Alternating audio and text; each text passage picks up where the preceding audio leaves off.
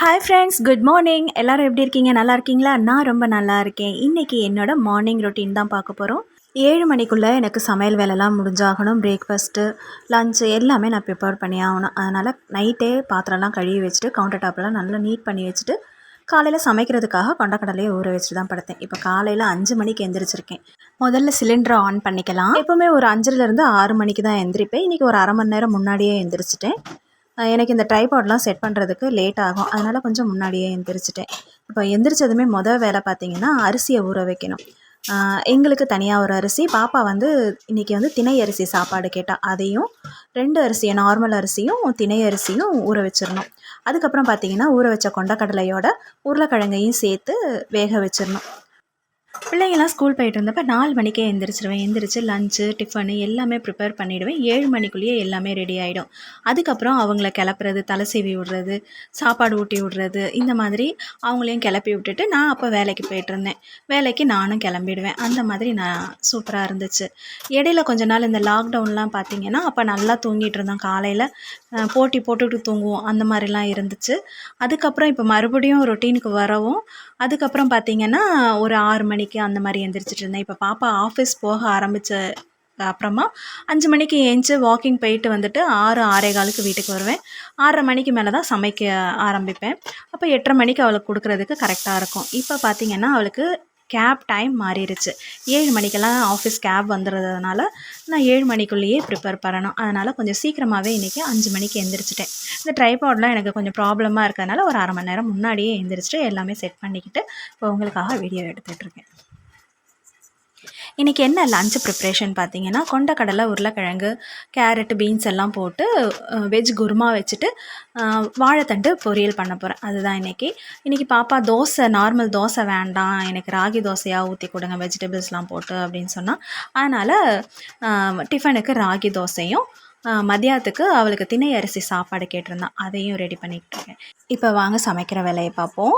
காலையில் பார்த்தீங்கன்னா இதுக்கு முன்னாடி ஆளுக்கு ஒன்று டீ காஃபி ரெடி பண்ணி கொடுக்க வேண்டியதாக இருந்தது. இப்போ அவள் சீக்கிரமாக கிளம்புறதுனால காஃபி வேணான்னு சொல்லிடுறா. காஃபி குடித்தா என்னால் டிஃபன் சாப்பிட முடிய மாட்டேங்குது, நான் 10 மணியே போல் காஃபி குடிச்சிக்கிறேன்னு சொல்லிட்டு காலையில் டிஃபன் சாப்பிட்டு போயிடுறா. அதனால் நான் எந்திரிச்சதுமே முதல்ல சமையல் வேலை தான் பார்ப்பேன். அரிசியெல்லாம் ஊற போட்டுட்டு முதல்ல குழம்பு தாளித்து விட்டுருவேன். என்ன குழம்பு வைக்கிறேனோ அதை முதல்ல ரெடி பண்ணிவிட்டு அதுக்கப்புறம் தான் சாப்பாடு வைப்பேன். இது ஏன் இப்படி பண்ணுறேன்னா, சாப்பாடு சீக்கிரமாக வச்சிட்டோம்னா மதியம் சாப்பிட்றதுக்குள்ளே ஒரு மாதிரி ஆகிடும். அதனால் முதல்ல குழம்புங்கள்லாம் தாளித்து விட்டுட்டு அதுக்கப்புறம் தான் சாப்பாடு வைப்பேன். அப்போ கொஞ்சம் நேரம் ஆனாலும் சாப்பிட்றதுக்கு அந்த சாப்பாடு நல்லாயிருக்கும். அதனால் இப்போ முதல்ல குழம்பை தாளிச்சுக்கிட்டேன்.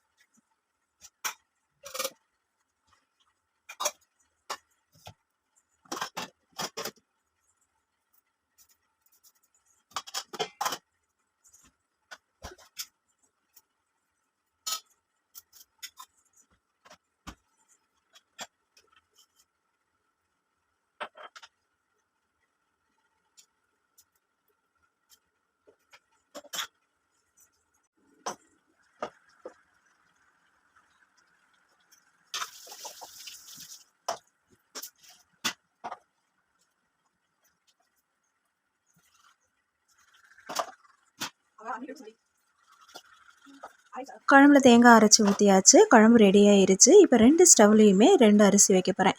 நார்மல் அரிசி சாப்பாடும் தினை அரிசி சாப்பாடும். அதுக்குள்ளே நம்ம பொரியலுக்கு வாழைத்தண்டை கட் பண்ணிக்கலாம். அந்த சாப்பாடெல்லாம் பொங்கி வர்றதுக்குள்ளே நம்ம வாழைத்தண்டை கட் பண்ணி எடுத்துக்கலான்ட்டு 2 ஸ்டவ்லேயுமே சாப்பாடை வச்சுட்டேன் நான். வாழைத்தண்டை கட் பண்ணி போடுறதுக்காக தான் அந்த அரிசி கழுவின தண்ணியை எடுத்து வச்சுருக்கேன். வாழைத்தண்டு கருக்காமல் இருக்கிறதுக்காக.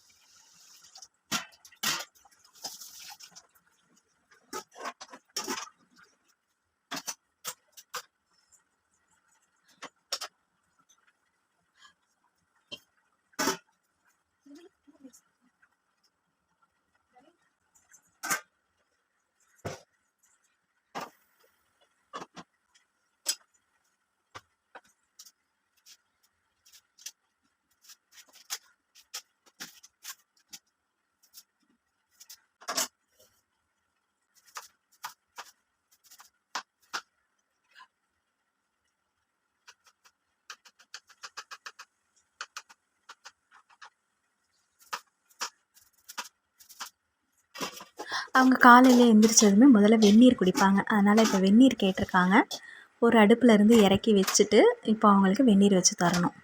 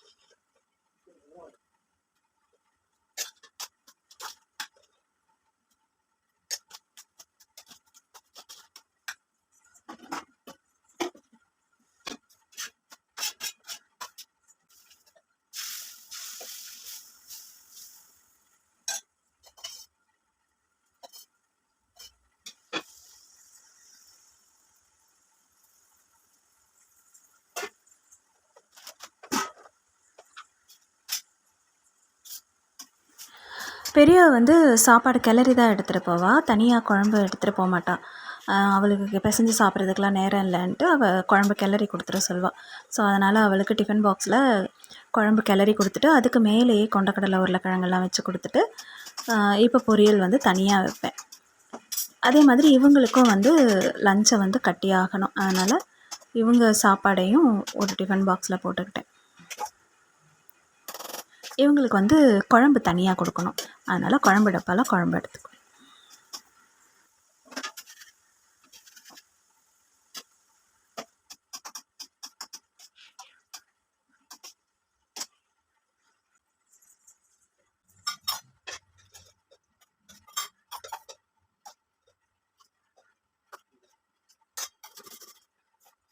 காலையில் சமைச்சிட்டு இருக்கும்போது சிலிண்டர் காலியானால் வரும் பாருங்கள் ஒரு டென்ஷன்.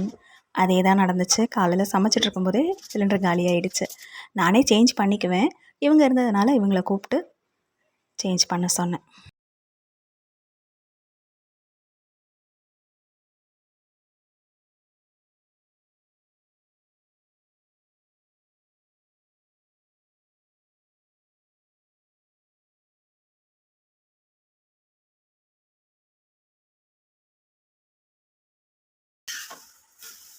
இப்போ பாப்பா கிளம்பிட்டா. கேபில் ஏற்றி விடுறதுக்காக அவங்க கிளம்பிகிட்ருக்காங்க.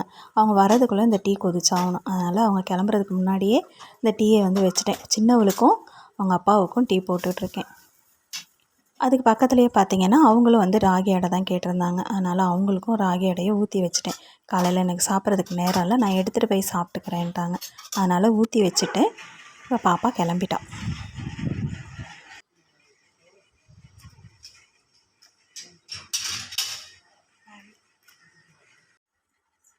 இப்போ இவங்களும் உடனே கிளம்பிடுறதுனால நான் ராகி அடையை ஊற்றி மூடி வச்சுருக்கேன். அவங்க எடுத்துகிட்டு போய் சாப்பிட்றேன்னு சொன்னதால் ஊற்றி வச்சுட்டேன். இப்போ நான் டீ வடிகட்டி அவங்களுக்கு கொண்டு போய் கொடுக்க போகிறேன். சின்னவளுக்கும் அவங்க அப்பாவுக்கும் தான் டீ.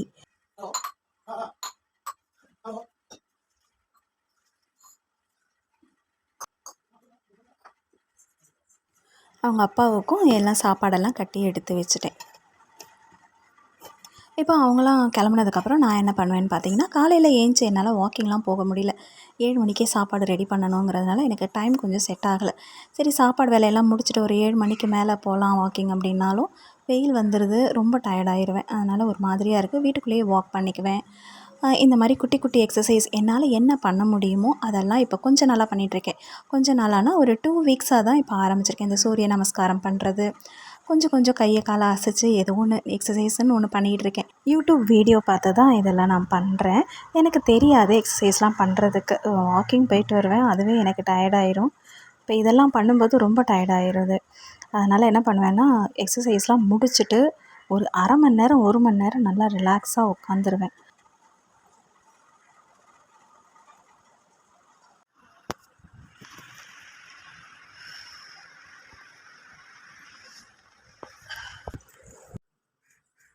நான் இப்போ தான் எக்ஸசைஸ் பண்ண ஆரம்பிச்சிருக்கேன். அதனால் எனக்கு ரொம்பவே டயர்டாகிடுது.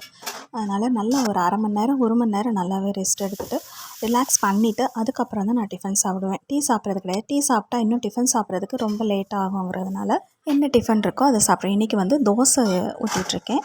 சைட் பை சைடாக அந்த காயெல்லாம் கொஞ்சம் பாத்திரம் மாற்றி வச்சிடலாம், கழுவ போட்டுடலான்ட்டு அந்த கடாயிலேருந்து வேறு பாத்திரத்துக்கு காயை மாற்றிட்டுருக்கேன். இப்போ எனக்கும் சின்ன பாப்பாவுக்கும் தான் தோசை ஊற்றிட்டுருக்கேன். குருமா குழம்பு இருந்ததுனால சட்னிலாம் எதுவும் அரைக்கலை. குருமா குழம்பு வச்சே நாங்கள் சாப்பிட்ருவோம். அதனால் அவளுக்கும் எனக்கும் தோசை தான் ஊற்றிட்டுருக்கேன். தோசை சாப்பிட்டு முடிச்சுட்டு டீ போட்டு குடிச்சிடுவோம். அவ்வளோதான், காலையில் டிஃபன் சாப்பிட்ற வேலை முடிஞ்சுது. இதுக்கப்புறம் கிச்சன் க்ளீன் பண்ணுற வேலை தான். சமைக்கும் போதே அப்பப்போ பார்த்திங்கன்னா தொடச்சிக்கிட்டே நிற்பேன். க்ளீன் பண்ணிவிடுவேன். இடையில எங்கன்னா எதனா சிந்துச்சுன்னா கூட அப்பப்போ தொடச்சி எடுத்துருவேன். அதனால் எனக்கு ரொம்ப க்ளீன் பண்ணுற வேலைலாம் இருக்காது. அதாவது ஏற கட்டி வச்சாலே நல்லா நீட்டாகிடும். பாத்திரம் கழுவி வச்சிட்டோன்னா கிச்சன் வேலை முடிஞ்சிடும். அடுத்த வீடியோவில் இந்த சமையல் வேலை முடிஞ்சதுக்கப்புறமா கிச்சனை எப்படி நீட் பண்ணுறேங்கிறதையும் முடிஞ்ச அளவுக்கு நான் அப்லோட் பண்ண ட்ரை பண்ணுறேன். ஏன்னா என் ஃபோனில் ஸ்டோரேஜ் ஃபுல்லாகிடுச்சு. வீடியோ எடுக்க முடியுமா என்னன்னு தெரியல. எடுக்க முடிஞ்சால் எடுத்துகிட்டு உங்களுக்கு கண்டிப்பாக நெக்ஸ்ட் வீடியோவில் அப்லோட் பண்ணுறேன். இந்த வீடியோ பிடிச்சிருந்தால் லைக் பண்ணி, ஷேர் பண்ணி, கமெண்ட் பண்ணுங்கள். ரெசிபி ஆஃப் பண்ணுங்கள், சப்ஸ்கிரைப் பண்ணிக்கோங்க. தேங்க்ஸ் ஃபார் வாட்சிங்.